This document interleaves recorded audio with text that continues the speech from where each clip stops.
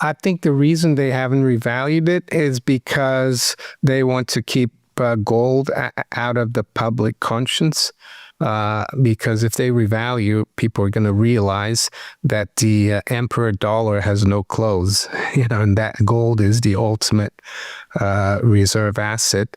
So if you keep it there, it means you don't need it, right? It's just it's just pet rock sitting there, and it's useless. But if they revalue it, it's an admission that the fiat experiment has failed. In the beginning of August, there's an essay written by an economist for the board of the Federal Reserve talking exactly about that. So they are thinking about it. We are living through the quiet end of an era.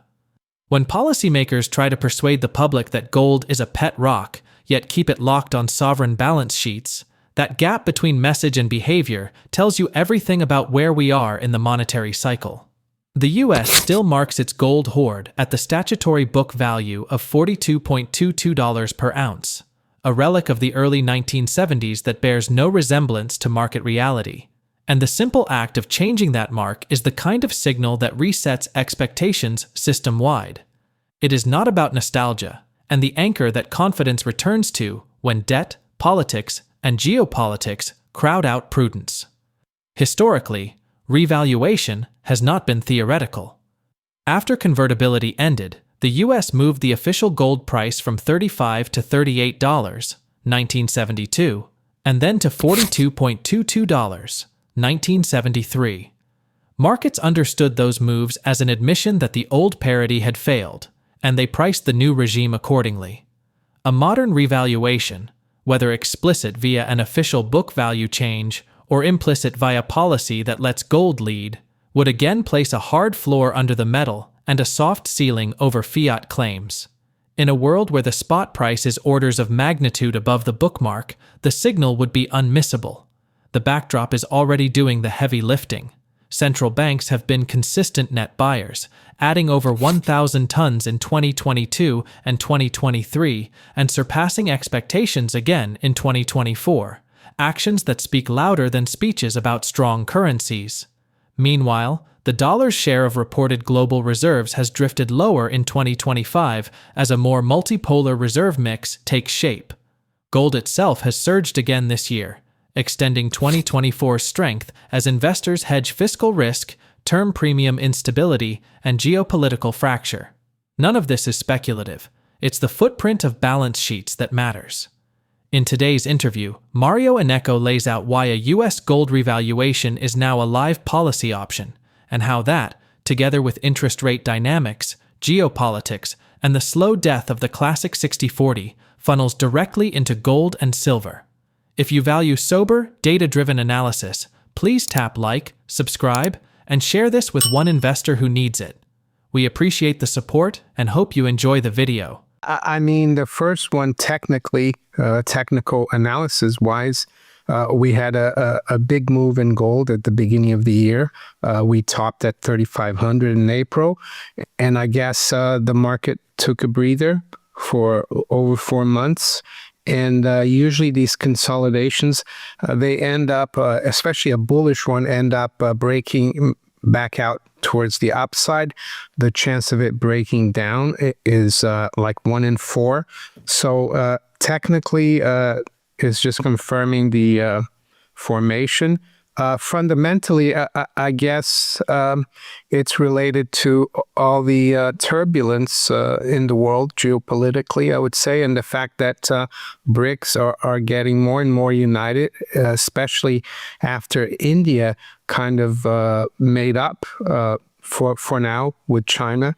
That will accelerate dedollarization, and also all the debt in the West, government debts, that's weighing on the bond market, and I think that's helping gold. And I also think the economies, not just in Europe and in the US, are slowing down. And the economy that slows down, that means less tax receipts, and that means more fiscal problems. So I think it's a combination of those things. Silver has kind of late in the last few weeks was leading gold. I think ever since we broke like 35, 36, that confirmed the breakout. Yeah, so I'm very bullish silver, even more than gold. That doesn't mean I'm going to sell my gold to buy silver, but just keep trying to buy both. Oh, definitely. And I think the summit you had in, I think it was Tianjin in China for the Shanghai Cooperation Organization was like a big turning point because India attended and Modi attended for the first time in 7 years. And it looks like India, China, and Russia, the big countries in BRICS, are very united. And then you had this military parade commemorating the end of World War II in China. And Xi Jinping was really flexing his muscles there. So, yeah, and talking about a new order, Chinese order or BRICS order, in my opinion, will accelerate dedollarization even more because these countries, even though they're not going to get rid of all their treasuries right away, they're going to try to accumulate more and more gold because gold is the only neutral reserve asset, even though I think the yuan will be a very important currency for these countries. So that's what's going on, and it will be interesting to see how the U.S. Reacts to this, because it's a challenge to U.S. power, and hopefully it won't result in any conflict. Hopefully it will result in some kind of cooperation and more of a multipolar world. I know you were talking with Andy Sheckman on your channel just today, and you guys were talking a lot about gold revaluation. I know a guest on your channel as well, Clive Thompson, has talked about this. What are your thoughts on the chances of that happening anytime soon, and what would it mean for the price of gold? I think there's a good chance because even the Treasury, actually the Fed, their accounting manual earlier in May, they wrote about that.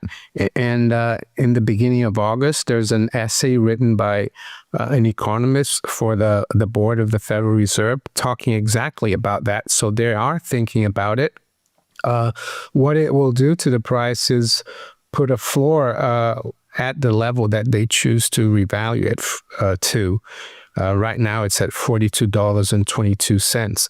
Even if they were just to revalue it to $3,500, which is where we are right now in the spot price, that will put a rocket up even more, rocket up the gold price even more, because in 1972, they revalued from 35 to 38. And then the market just kept going up. And then they revalued again in 73 to the level that we have now. And gold took off and went to like 200 by the end of, I think, 1974. Technically, gold's explosive start to the year, followed by a multi-month consolidation, is exactly how strong bull phases breathe. Sideways compression beneath new highs, breadth improving under the surface, and silver starting to lead as the high beta monetary metal when breakouts confirm.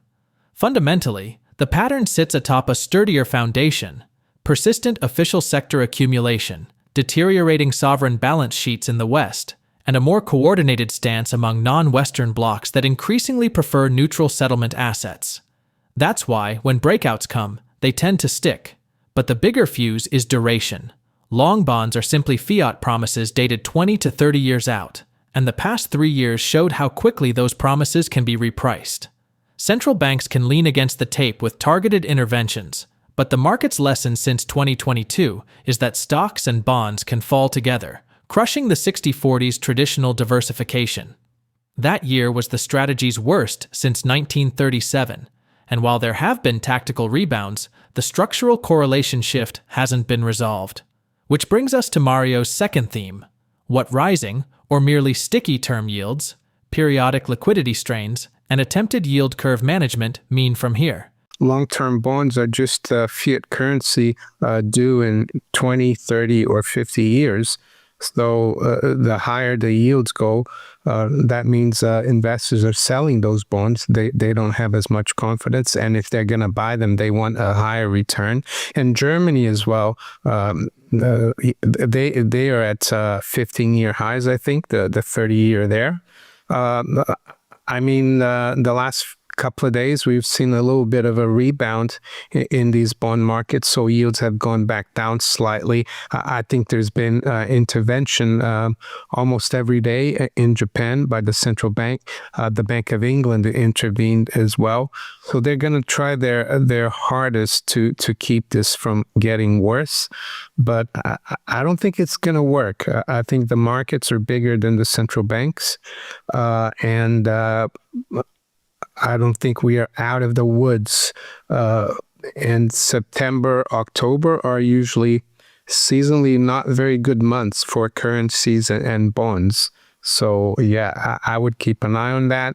And I think, like you said, Japan is like it is a big part of this because their yields have gone from being negative to like the 30 years around 3.3%. Doesn't sound like much, but when you're coming from zero, that's a lot. What the artificially induced interest rates have done, especially from like 2008 to like 2020, 2021, is that it's encouraged people, corporations, governments to take on more and more debt because rates kept moving lower. Like even before 2008, we were in a downward cycle for interest rates.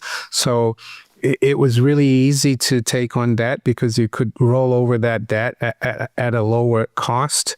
And that drove asset bubbles, that drove real estate bubbles. And it made people really, it made it so people thought everything, and still think, I think to some extent, that everything's easy to get, that you don't need to do any work. You just borrow, speculate, and you spend and repeat. Keep repeating it. And it's not natural. And the central bankers are to blame for that because they pushed this policy of zero rate and QE. And unfortunately, Elijah, all good things come to an end, and then interest rates will revert, not to the mean, but it will go through the mean, which, looking at that chart from that book, seems to be around 5% for the last few hundred years. I think we're going to blow right through that mean. We're already near 5%, and we could even see double digits interest yields in the next few years. And basically, that's payback time, really, for the decades that we've had of easy money and living beyond our means. Yeah, on a personal basis, I don't think it's the end of the world. People are just going to have to adjust to being more frugal, working harder, saving more, and doing less and spending less. I mean, going back to like 50, 60 years ago, when the credit bubble wasn't there. In terms of the markets, it's not the end of the world either, Elijah. I think it will bring back what some people call value investing. There will be places where you can invest that you will do well, but you will actually have to do some work and research. There might not be as much capital appreciation and bubbles as we've seen the last 20, 30 years. So to some, it will seem like the end of the world because they've been around only, not a very long time, and they don't look at history and realize that things go in cycles. So, yeah, that's how I see it. What I see happening is continued devaluation of the dollar, especially versus gold. And unfortunately, a lot of dollars are going to come back to the States, and that's going to make things a lot more unaffordable for people, and that's why. And I think the Trump administration knows this, and Stephen Miron, he's been appointed as to a post in the Fed. His main theory is to devalue the dollar. So I think they are going for that. But at the same time, they're pushing for reindustrializing the U.S. As a way of maybe softening the blow so that, yes, people are going to be hard up a bit more, but if they have new jobs, it will help. Whether if we have a hyperinflation or not, I mean, that's still up for debate, even though I think we're very close to it. It all depends, I think, as well, whether this talk of revaluation is, if they really come out and revalue gold, if they revalue it really high, then we could see the dollar really, well, because revaluing gold really high means the dollar becomes worth a lot less. So, in my view, either way, one needs to keep a hold of gold and hard assets because it's the only way to keep moving is to devalue because the debt is so huge. The unfunded liabilities are so huge. And that's the only way out, short of just defaulting. And defaulting, I think politicians prefer inflation to default because default means like a Great Depression. No one has anything. At least in a high inflation, people can still buy things even though it's not that affordable, but at least there's currency going around. The core of Mario's argument is simple. The arithmetic of debt and the politics of pain leave very few exits. With interest costs compounding and growth slowing, policymakers face a menu of three. Revaluing gold, formally or functionally, is the cleanest way to acknowledge the loss of purchasing power while placing a new reference peg under the system. It's a soft default that preserves nominal claims while shifting real value toward scarce, neutral collateral. The signal effect alone would pull private balance sheets further into hard assets and accelerate central bank behavior already in motion. In that environment, silver becomes the leveraged expression of the same thesis. As monetary demand rises and industrial demand remains structurally tight, marginal dollars chasing scarcity go further in silver than gold, hence why silver tends to lead late-cycle breakouts. For portfolio construction, the implication is to reduce reliance on long-duration and brittle correlation assumptions, build a core allocation to physical gold and silver, and be selective with miners that can convert higher realized prices into free cash flow without balance sheet strain. None of this requires a crisis call. It's a recognition that the distribution of outcomes has shifted toward inflationary resolution and currency-based adjustments rather than orderly mean reversion. If revaluation chatter morphs into policy, say, by lifting the official U.S. book value closer to the traded price, the market will not wait to see the whites of their eyes. It will front-run the floor.